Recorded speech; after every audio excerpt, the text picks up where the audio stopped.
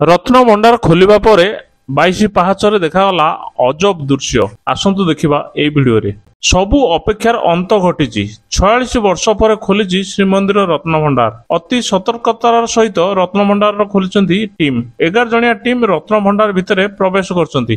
भीतर स्थिति तन्न तन्न करी जांच करिबा आरंभ करछन्ति 11 जणिया टीम।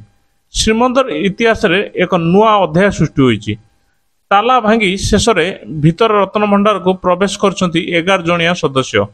46 वर्ष धरी ताला खोला जाय नथिबारु ताला खोलिबारे समस्या होइतला। कलंकी सफा करी मध्य ताला खोलिबाकू चेष्टा करा जायतला। तेबे समस्त प्रयास विफल हेबा परे शेष ताला भांगी भीतर को प्रवेश करछन्ति ए कमिटी सदस्य। तेबे एहारी मध्य आउ एक बड़ खबर सामना को आछि। श्रीमंदिर 22 पाहाचरे देखिबाकू मिलिछि अजब चित्र।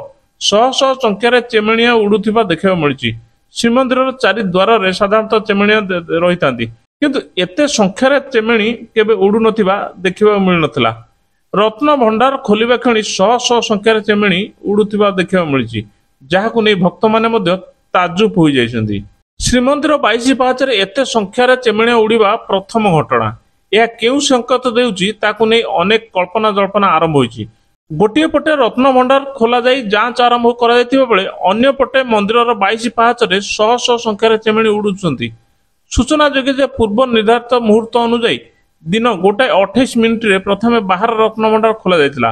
एहा परे भीतर रत्न भंडार खोलिबा प्रक्रिया आरंभ होइतिला। तेबे चाबी रे ताला न खोलिबारु बाध्य होई भीतर रत्न भंडार ताला भांगितिले सदस्य।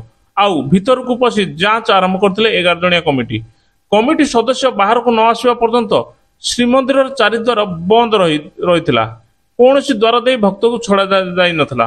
सिंहद्वार को एबे पुलिस जगी रही।